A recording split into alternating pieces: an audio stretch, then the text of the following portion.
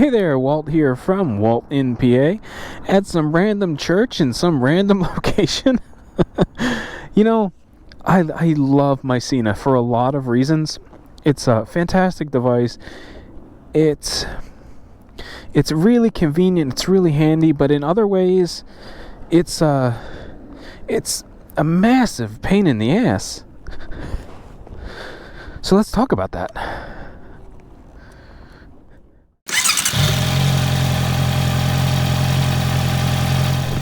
All right, so here we are. We're back on the road. So, before I started this ride, I brought my motovlogging gear. I tried recording 2 or 3 different times, and I just wasn't feeling any of them. You know, it was one of those things where I had kind of a half a topic in mind, and I thought, oh, I'll just wing it. You know, I'll turn the recorder on, or start talking, and then it'll just come to me and it'll flow, and you know, everything will be all fine and good. But it didn't. I wound up like running out of things to say, awkward pauses, just didn't flow.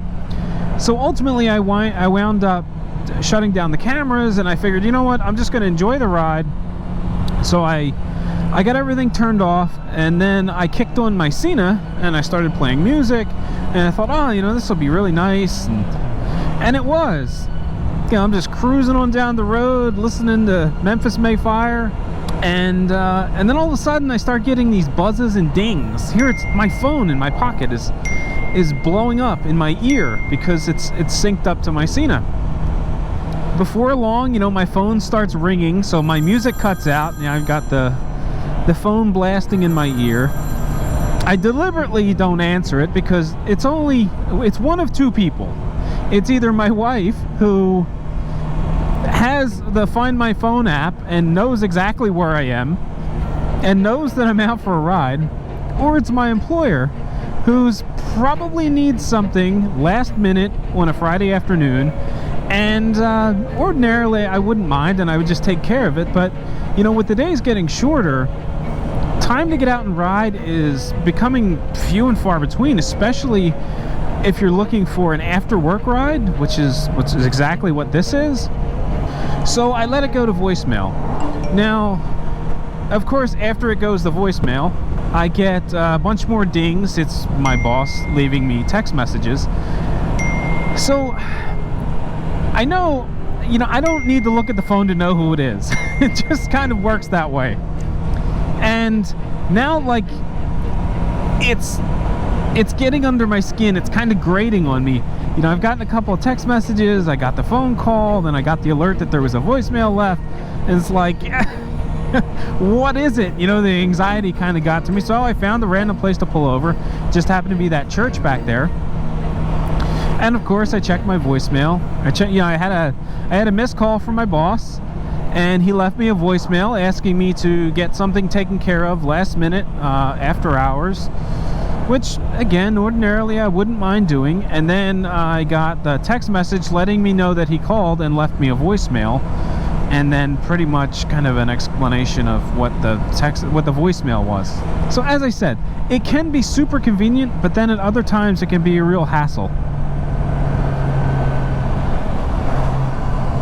Now, I don't know whether it's just the way I have my phone set up or not, but what really bugs me is I know that I can have Siri read me text messages. I'm pretty sure I can have her play my voicemail, you know, that sort of thing. And I do have the hands-free controls enabled on my phone, you know, through my Sena, so I can start and stop music and do all this other stuff. But I can't listen to text messages. I can't listen to voicemail, because whenever I do, Siri tells me, I'm sorry, you need to unlock your iPhone first. Well, my iPhone's in my pocket. I can't get that while I'm riding. And even if it were up here on the mount, I'd still have to give it my thumbprint, and that's not going to work. So I'm sure it's an issue with the way I have my security settings set up. Maybe if I disable the option to hide stuff unless your phone's unlocked. So I used to leave my phone on my desk at work when I used to go in there, and I have an Apple Watch, so alerts would get forwarded to my watch, and I'd get, you know, text message previews and stuff like that. And I noticed that there used to be someone that would swing by the office every once in a while, and you know, she would linger and look at the computer screen a little too long. So I just got the impression like, all right, she's over here kind of like digitally eavesdropping. So I set up my phone so that I don't get previews unless it's unlocked, for most apps actually. You know, it's a minor inconvenience sometimes, but as long as I'm wearing my watch, I get the preview and can generally handle it. Or, you know, I usually get the information I need without having to pick up my phone anyway. So I guess I could probably disable that. I'd have to look into if that's actually the culprit as to why my phone needs to be unlocked for certain functions. So anyway, back to the point of this video, which was that the Sena can be a massive inconvenience at times, or annoyance at times. And for that very reason, I actually use it very infrequently. I don't generally listen to music through it when I'm out riding, and the primary reason for that is because the audio is terrible.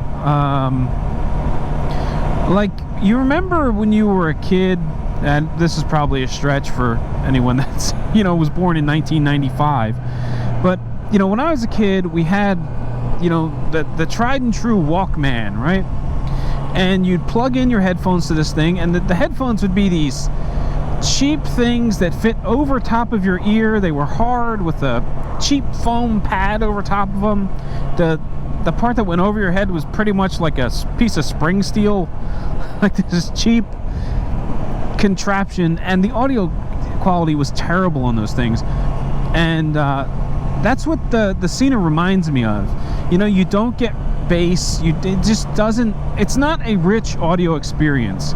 And it's not that I'm an audiophile and I'm ultra picky about how my music should sound.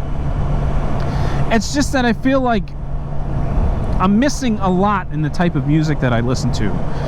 And, you know, and if, I don't know, maybe the Cardos are much better with the JBL speakers. I really don't know.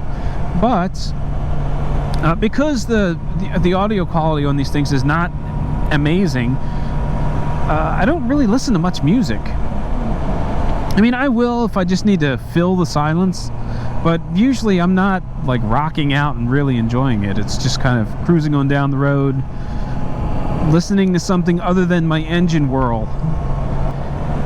But the primary use for the Sena, though, where it is amazing, is rider communication. I really, really like the mesh intercom. It's super easy to set up. I mean, really, all you do is pull the antenna out, push the button, it connects to an open network, and you're off and running, talking to your buddies. And really, I've used it so much riding with other people that I can't imagine going back to not having one. It's just a very strange thought. You know, getting to a stop sign and shouting, "Hey, Steve, are we going? Which way are we going?" You know? We're making these big, wild hand gestures trying to get someone's attention. You know, being able to just talk and have it pop in someone else's helmet, that's great.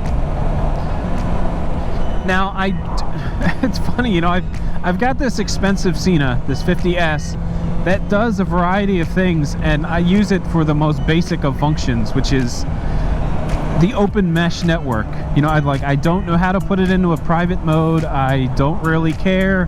I have, in 2 occasions, I've gotten tied into someone else's conversation. The first time was just random at a gas station after the Road Apple ride. And the second time was the bacon incident. And if you don't know what that is, which it was hilarious, you can find it in my Bucks County Bridges, or Bucks County Covered Bridge Ride video, which is was a rather humorous event where we got tied into an older couple's communication. I think they were off to the side, you know, on this biking trail, and the husband and wife are chatting along, and when we barge into their conversation, the shock and awe in her voice was Oh, it was hilarious.